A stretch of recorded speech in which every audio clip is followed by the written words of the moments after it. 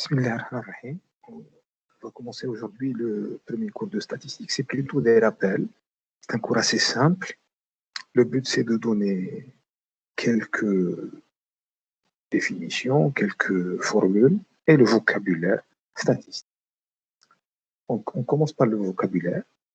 Donc, les observations, c'est quoi les observations? Ce sont les données qu'on a récoltées suite à une expérience ou une enquête. Donc, c'est des données qu'on obtient après une enquête ou une expérience donnée. La population, c'est l'ensemble des éléments sur lesquels porte l'étude. Alors, quand on dit population, il ne faut pas tout de suite penser à des humains. Ça peut être des pièces mécaniques, ça peut être des animaux, peu importe, comme ça peut être des individus, des humains. Alors, un individu, c'est un élément de la population. Un individu est un élément de la population.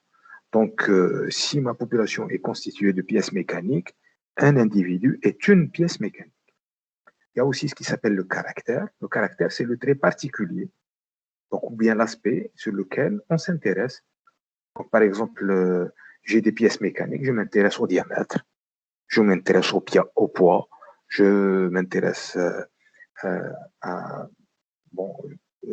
l'intensité, si c'est une pièce électronique, l'intensité. Donc, peu importe, c'est le trait particulier auquel je m'intéresse, ce qui s'appelle le caractère. Donc, en notation, ça va nous rappeler quelque chose. Un grand oméga, c'est la population. Petit oméga, c'est un individu. C, c'est l'ensemble des valeurs du caractère. Donc, le caractère prend des valeurs. Si par exemple, c'est un diamètre, il y a plusieurs diamètres possibles. Donc, toutes les valeurs de diamètre des pièces mécaniques, on les réunit dans cet ensemble C. Alors, ça nous rappelle la terminologie en probabilité. Oméga, c'était l'ensemble fondamental. Petit oméga était un événement élémentaire. Là, ça change. Grand oméga, c'est la population. C'est l'analogie. Et petit oméga, c'est un individu. Bien. Alors, je peux prendre comme petit exemple, oméga, c'est une promotion d'étudiants, ensemble des étudiants d'une certaine année. Donc, un individu, un petit oméga, c'est un étudiant. Grand oméga, c'est toute la promo, la population totale, si vous voulez, c'est toute la promo. Petit oméga, un individu, c'est un étudiant. Et on s'intéresse aux notes obtenues. Donc, les notes obtenues, ça peut être 10, 10, 25, 10, ça peut aller jusqu'à 17, 18, 19, ça peut être 1, 2, 3, peu importe. Donc, toutes les notes obtenues, je les mets dans un ensemble. C'est ce qui s'appelle le caractère. Donc, c'est les notes obtenues par les étudiants. Alors, qu'est-ce que j'appelle une variable statistique? Là aussi, par analogie à ce qui s'appelait variable aléatoire. Ici, dans l'étude statistique, il y a ce qui s'appelle la variable statistique. Bien. Alors, la variable statistique, qu'est-ce qu'elle fait? Elle va de la population totale vers l'ensemble C des valeurs de caractère qui, à chaque individu, lui associe sa valeur de caractère qui lui correspond. Par exemple, si grand oméga, pour moi, c'est une promotion d'étudiants, C, c'est les notes obtenues, X, à chaque étudiant associe la note de cet étudiant. Donc ça, c'est ce qui s'appelle une variable statistique. Donc, c'est quoi une variable statistique? C'est une application qui va de l'ensemble de la population totale vers l'ensemble des valeurs du caractère. À chaque individu, elle associe la valeur qui lui correspond. Alors, il y a quelque chose qu'il faut noter. Toujours, dans grand C, l'ensemble des valeurs du caractère, on les classe de la plus petite valeur à la plus grande valeur. On se met d'accord sur cette convention. Toujours, on les classe de la plus petite valeur à la plus grande valeur. Toujours. Donc, oméga contient un nombre fini d'individus. Grand oméga, c'est oméga 1, oméga 2, oméga n. Donc, on a x de oméga i est égal à xi, et on classe x1, x2, xn. Donc, comme ça, tout est bien ordonné. Bien. Il y a aussi la notion de qualitative et de quantitative. En fait, si la valeur du caractère x de oméga était réelle, si la valeur du caractère était réelle, par exemple les notes, le poids, la taille, le diamètre, tout ça c'est des réels, on dira que x est une variable statistique quantitative. Si ça n'est pas un réel, alors c'est quoi? Par exemple, c'est des couleurs. Par exemple, à chaque voiture, j'associe la couleur de la voiture. La couleur, ça n'est pas un réel. Il y a vert, jaune, bleu, ainsi de suite. Ça n'est pas un réel. Alors, dans ce cas, on dit que ça, X est une variable statistique qualitative. Nous, on va se limiter aux variables statistiques quantitatives pour pouvoir faire des calculs, ainsi de suite. Variable qualitative, on ne pourra pas faire trop de calculs parce que c'est des couleurs. Par exemple. Alors, il y a deux cas. Il y a la variable statistique discrète et la variable statistique continue. Pratiquement, c'est la même chose comme pour le cas d'une variable aléatoire. Alors, si X va de oméga vers C, grand oméga vers C, et si C, l'ensemble des valeurs du caractère, contient un nombre fini d'éléments, on dira que X est une variable statistique discrète, Je prends un petit exemple. Dans un village, habitent 500 familles. On s'intéresse au nombre d'enfants de chaque famille. Donc, on a un village, ce village est constitué de 500 familles, et nous, on va faire une sorte de recensement. C'est ça l'enquête. C'est ce qui va nous donner les observations. Donc, on va faire un recensement dans ce village. On va demander à chaque famille combien ils ont d'enfants. Donc, on a, après le recensement, donc on a 112 familles qui ont 0 enfant, 170 familles qui ont 1 enfant, 128 familles qui ont 2 enfants, 60 familles qui ont 3 enfants et 30 familles qui ont 40 enfants. Alors, vous allez me dire peut-être qu'il y a des familles qui ont plus. Généralement, 4 enfants et plus, on les réunit ici. On va dire que 30 ont 4 enfants et plus, mais nous, on va se limiter à dire 4. Alors, grand oméga pour moi, donc ma population, c'est les familles du village. Un individu, c'est une famille du village. C'est un élément de grand oméga. Comme je l'ai expliqué, il ne faut pas penser individu, une seule personne. Un individu, c'est un élément de grand oméga de la population. Ici, la population, c'est des familles. Donc, un individu, c'est une famille. Les valeurs des caractères, alors le caractère qui nous intéresse, c'est le nombre d'enfants. Alors, les valeurs du caractère sont 0, 1, 2, 3 et 4. C'est les valeurs prises par le caractère. Le caractère, c'est le nombre d'enfants. Donc, on sait, c'est 0, 1, 2, 3, 4. Donc, x1, c'est 0, x2, c'est 1, x3, c'est 2, x4, c'est 3, x5, c'est 4. Donc, le caractère, c'est le nombre d'enfants. Bien. Alors, toujours, première chose à faire, c'est identifier ce qu'on appelle l'effectif total.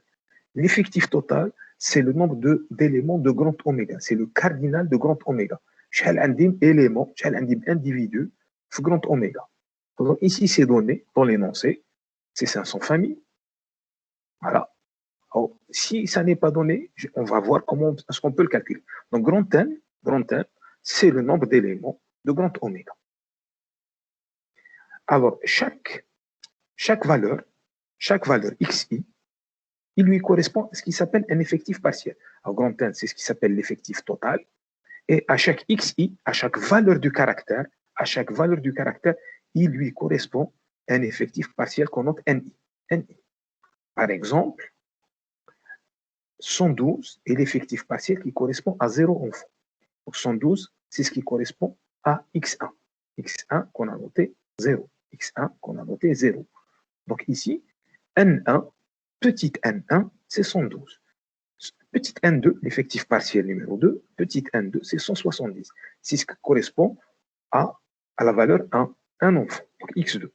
Ainsi de suite. Donc là, l'effectif total, c'est 500. Par exemple, l'effectif partiel de la valeur x4 est égal à 3. Je reviens ici. x4 est égal à 3. Il lui correspond 60. Donc, n4, petit n4 est égal à 60. Alors, première proposition, c'est que la somme des effectifs partiels donne l'effectif total. Là, c'est normal. Regardez bien. Si vous vous souvenez, on nous a donné 500 familles. On aurait pu ne pas nous donner ça parce qu'on sait calculer l'effectif total en faisant la somme des effectifs partiels. Donc 112, le 170, le 128, le 60, plus 30 est égal à 500. Très important, il faut toujours commencer par identifier l'effectif total. S'il est donné, c'est tant mieux. S'il n'est pas donné, on l'obtient en faisant la somme des effectifs partiels.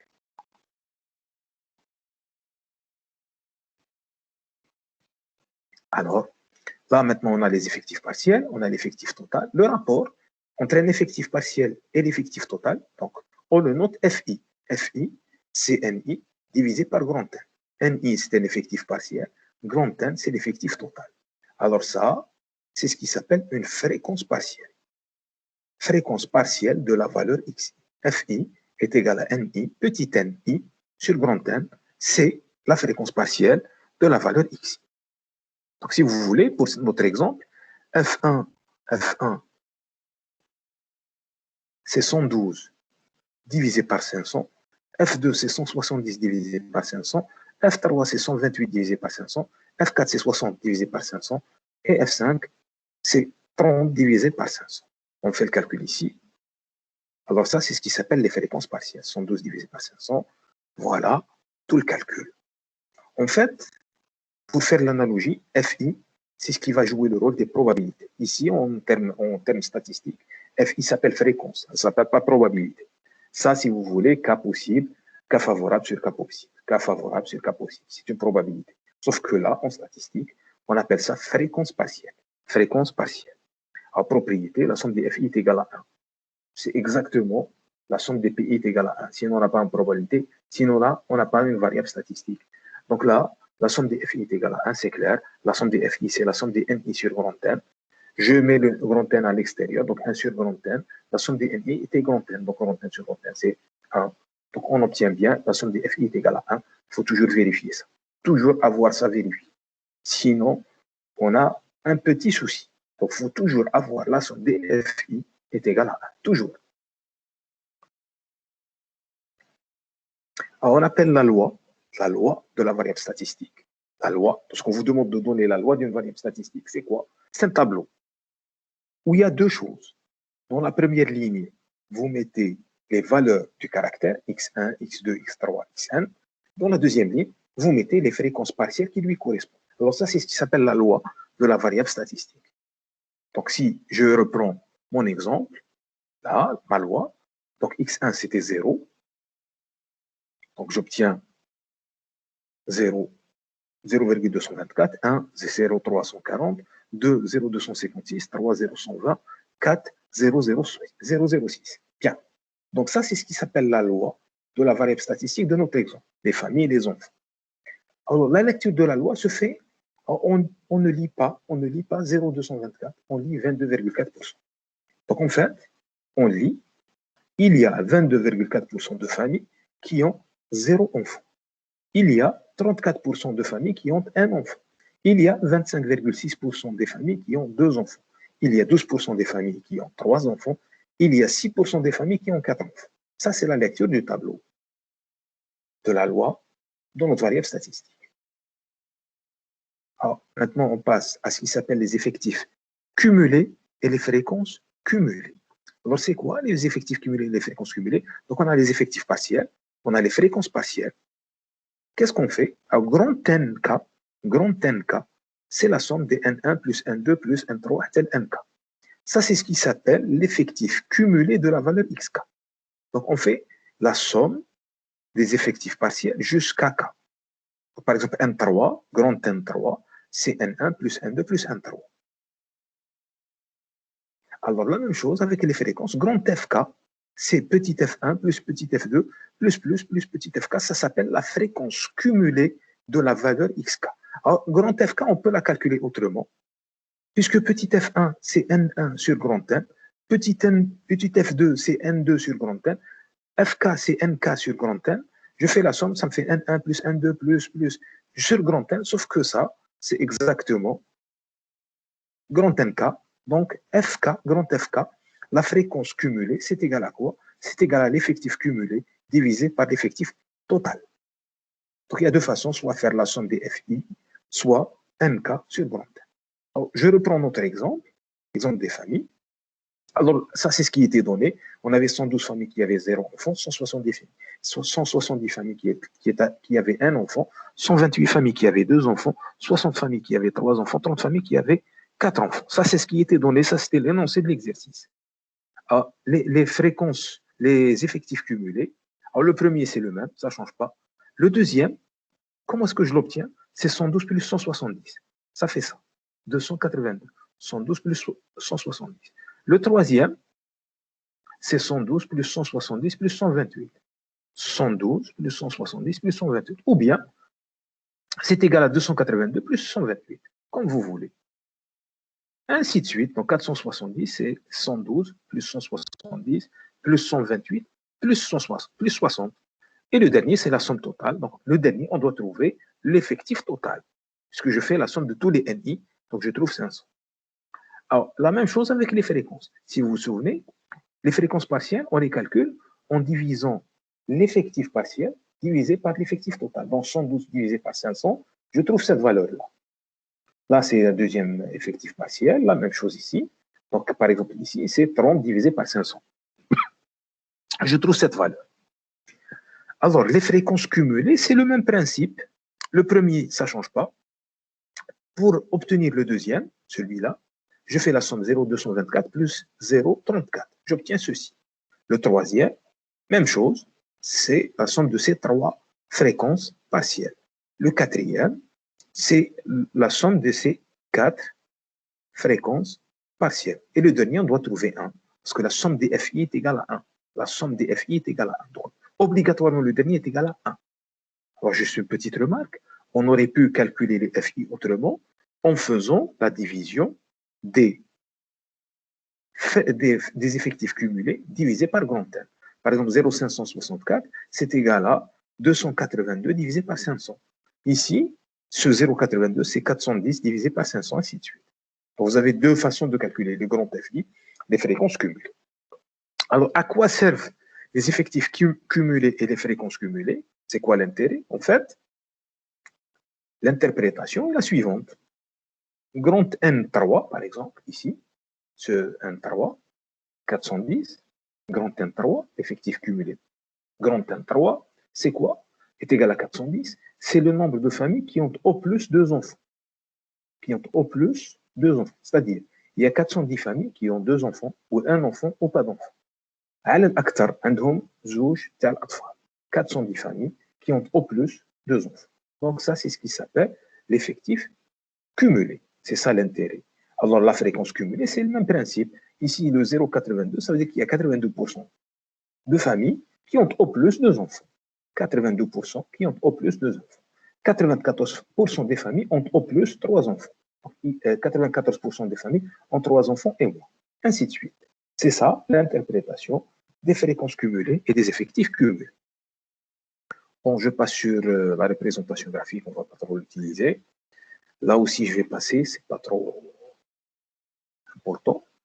Je passe à la variable statistique continue. La variable statistique continue, en fait, là, c'est lorsque grand C contient un nombre important de valeurs. C'est-à-dire les valeurs du caractère contiennent un nombre important. Par exemple, je dis par exemple, je prends grand oméga, c'est l'ensemble des nouveau-nés du mois de février ou du mois de mars, au bout d'un mois, à l'hôpital de Tlemcen. Donc, on a 10 000 nouveau-nés, par exemple. C'est exagéré, mais bon. Un individu, c'est un nouveau-né. Et on s'intéresse au poids. Tous les nouveau-nés sont pesés à la naissance. Donc, on va réunir tous les poids de tous les nouveau-nés. Donc, on a 10 000 poids, si vous voulez. En fait, on n'a pas 10 000 valeurs, parce qu'il se peut qu'il y ait 2 ou 3 enfants qui ont le même poids. Donc, on observe les valeurs du caractère. Donc, c'est les poids en kilogrammes. Donc, ça va de 2 kilos. Ça peut être 2,01, 2,2,5, ainsi de suite. Il y a beaucoup de valeurs jusqu'à arriver à 4,5, 4 kilos et demi. Tiens. Alors, lorsqu'on a beaucoup de valeurs, on ne va pas faire le même calcul, x1, x2, x1, x10 000 ou x. C'est trop, c'est beaucoup trop. Alors, qu'est-ce qu'on fait dans ce cas? On considère que notre ensemble des caractères, ensemble des valeurs du caractère est un intervalle. Donc, on prend la plus petite valeur, et on prend la plus grande valeur, et on considère que c'est un intervalle. Donc, ici, au lieu de prendre un ensemble de valeurs discrètes comme ceci, on prend un intervalle. C est égal à l'intervalle 2 jusqu'à 4,5. Ah, bien. Donc, pour une variable statistique continue, sera toujours considéré comme un intervalle. Donc, x va de oméga vers x min, x valeur minimale, et x valeur maximale. X min, x max. Qu'on peut aussi noter alpha bêta. Donc, alpha est la plus petite valeur du caractère. Donc, dans ce cas, bêta, c'est la plus grande valeur du caractère. 4,5 dans ce cas. Bien. Alors, on appelle étendue de la variable statistique, étendue de la variable statistique continue. L'étendue, ça n'existe que pour les variables statistiques continues. Donc, on appelle étendue de la variable statistique continue. C'est ce que je note ici, E. C'est la valeur maximale moins la valeur minimale. Par exemple, ici, ça va être 4,5 moins 2. 4,5 moins 2, ça fait 2,5. Donc, l'étendue de la variable statistique, c'est 2,5. Bien. Pour utiliser une variable statistique continue, x qui va de oméga vers l'intervalle alpha-bêta, nous allons diviser l'intervalle C en n classes, en sous-intervalles. On va diviser notre intervalle total. Donc, tout C, on va le diviser en sous-intervalles. On va le diviser en m sous-intervalles, tous de même longueur h. De même longueur h. Bien. Alors déjà, première chose, il faut connaître en combien de classes on va diviser notre intervalle alpha-bêta. Alors, première définition, m est égal, donc le nombre de classes est égal à racine de grand N, l'effectif total. Racine de grand N. Alors, racine de grand N, ça n'est pas nécessairement un entier, mais m, le nombre de classes, c'est un entier. Donc, généralement, on va prendre m, l'entier qui s'approche de racine de n. Alors, la longueur de chaque intervalle doit vérifier h supérieur à e, l'étendue, sur le nombre de classes m. La longueur de chaque intervalle, c'est h est supérieur à e sur grand M. Alors, cette subdivision va donner m classes, donc C1, première classe, C2, deuxième classe, CM1 classe, qu'on va noter alpha à 1. Donc, je commence par la plus petite valeur. Alors, la dernière classe, il se peut que je dépasse le bêta. Mais il y a une condition. Cette condition doit absolument être vérifiée. Absolument doit être vérifiée. C'est que bêta doit appartenir à la dernière classe. Bêta, donc la plus grande valeur, doit appartenir à la dernière classe. Ici. Donc, je répète, le nombre de classes, c'est à peu près égal à racine de n. La longueur des classes, h, doit vérifier h supérieur à e sur m. Et la condition à vérifier, c'est que bêta doit être dans la dernière classe. En fait, si vous prenez un h trop grand, la dernière classe peut ne pas contenir de valeur. Donc, bêta peut ne pas appartenir à la dernière classe. Donc, il faut faire attention à ça. Donc, h supérieur à e sur m, mais de sorte à ce que bêta appartienne à la dernière classe. Alors, par exemple, j'ai une récolte de pastèques, 60 pastèques. Oméga, un individu, c'est une pastèque. Et je m'intéresse au poids de chaque pastèque. Alors, les poids vont de 10 kg à 16 kg,1. De 10 kg à 16 kg,1. C'est un intervalle que je considère comme ceci. Donc, grand N, ici, il y a 60 pastèques. L'effectif total, c'est 60. L'étendue E, c'est la plus grande valeur moins la plus petite valeur, 16,1 moins 10, ce qui me fait 6,1. Alors, pour obtenir le nombre de classes, M est à peu près égal à racine de grand N. Grand N ici, c'est 60. Donc, j'ai le choix entre 7 ou 8 classes. Racine de 60, c'est entre 7 et 8. 7 au carré, ça donne 49. 8 au carré, ça donne 64. Donc, racine de 60, c'est entre 7 et 8. J'ai le choix. Vous avez le choix. Vous pouvez choisir 7 classes comme vous pouvez choisir 8 classes. Voilà, on a pris cette classe. H, la longueur de chaque classe, doit vérifier l'inégalité H supérieure à E sur M. H supérieur à E sur M. Alors, E sur M, je calcule. E, l'étendue, c'est 6,1. Voilà. M, le nombre de classes qu'on a pris, c'est 7. Donc, E sur M, c'est 6,1 sur 7. Ça donne 0,87. Donc, H doit être supérieur à 0,87. Alors, vous prenez une valeur simple. Vous avez le choix, vous pouvez prendre 0,9 par exemple. Vous pouvez prendre 0,9. Là, dans notre exemple, on a pris H est égal à 1. C'est supérieur à 0,87. Il y a une condition à vérifier. Lorsqu'on prend H égale à 1, absolument, la plus grande valeur ici, c'est 16,1, doit appartenir à la dernière classe. Alors, je commence par 10 et le H, la longueur, c'est 1. Donc, la première classe, c'est 10, 11. La deuxième classe, c'est 11, 12. Troisième, 12, 13. Quatrième classe, 13, 14. Cinquième classe, 14, 15. Sixième classe, 15, 16, septième classe, donc M est égal à 7, septième classe, c'est 16, 17. On observe que 16,1 appartient à la dernière classe. Donc, ma répartition en classes est bien faite. Je peux l'accepter. Juste une petite remarque que j'ai oublié de dire, c'est que les classes doivent être des intervalles semi-ouverts. Donc, fermés du côté gauche, ouverts du côté droit. Donc 10, 11, 11, 12, ainsi de suite. Les classes doivent être des intervalles semi-ouverts. Donc ça, c'est pour la répartition en classes. Bien sûr, cette répartition n'est pas unique. On aurait pu choisir d'autres valeurs. Par exemple, H prend 0,9. On aurait pu prendre 8. Donc, ce qui aurait donné une toute autre répartition en classe. Bien. Alors, là aussi, on a ce qui s'appelle l'effectif partiel. Donc, l'effectif partiel, c'est l'ensemble des éléments qui ont une valeur du caractère dans la première classe. Donc, N1, c'est le nombre d'éléments qui ont une valeur entre, par exemple, ici, je compte combien de pastèques ont un poids entre 10 et 11. Ça, c'est l'effectif partiel N1. Combien de pastèques ont un poids entre 11 et 12. Ça, c'est l'effectif partiel N2. Ainsi de suite. Donc là, j'ai des effectifs partiels. Au lieu que ça soit des valeurs, c'est des valeurs comprises entre A0, A1, A1, A2, ainsi de suite. Donc c'est le même principe. J'ai des effectifs partiels. J'ai des fréquences partielles qui sont égales à NI sur grand N. J'ai les effectifs cumulés, c'est la même chose. Les fréquences cumulées, c'est exactement la même formule. Il y a quelque chose qui change. En fait, c'est qu'on pourra plus tard, c'est au lieu de travailler avec toute une classe, on pourra prendre comme représentant de la classe le centre de la classe. On va y venir un petit peu plus tard. Donc, il y a aussi une représentation graphique. Bon, ça, on verra plus tard. C'est pas bien important pour l'instant. Alors, il y a ce qui s'appelle les indices de position et de dispersion. On commence par le mode.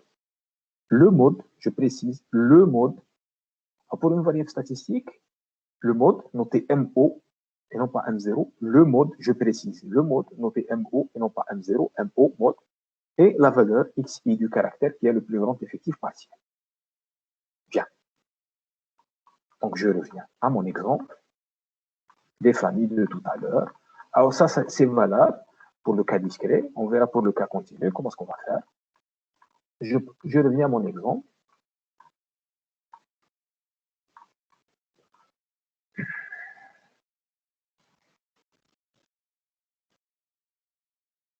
Ah.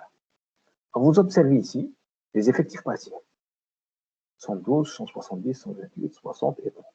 Le plus grand effectif partiel, c'est 170. Il lui correspond un enfant. Donc le mode est égal à 1. Le mode est égal à 1. Attention, le mode peut ne pas être unique. Admettons qu'on ait 170 familles qui ont un enfant et 170 familles qui ont deux enfants. Donc on a deux modes. Donc le mode n'est pas unique. Le mode n'est pas nécessairement au centre. Attention. Vous voyez bien que le mode ici, c'est ce qui correspond au plus grand effectif partiel ou bien à la plus grande fréquence partielle. Il n'est pas au centre. Attention, ça n'est pas la moyenne. Le mode, c'est ce qui correspond au plus grand effectif partiel ou bien à la plus grande fréquence partielle. Ici, je choisis ici la plus grande fréquence partielle, c'est 0,34. Donc le mode, c'est 1. Le mode, c'est 1.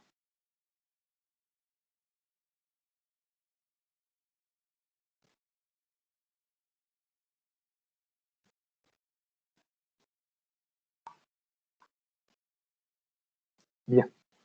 Donc, je disais, le mode pour l'exemple des familles, c'était 1. Pour une variable statistique continue, il y a ce qui s'appelle la classe modale. Donc, c'est la classe à laquelle correspond le plus grand effectif partiel ou bien la plus grande fréquence partielle. Et le mode, c'est le centre de la classe. Donc, c'est un intervalle. Le centre de l'intervalle, c'est ce qui s'appelle le mode.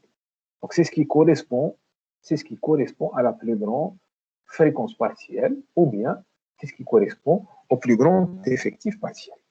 Alors, le mode n'est pas nécessairement situé au centre. Ça, c'est l'observation qu'on a faite tout à l'heure.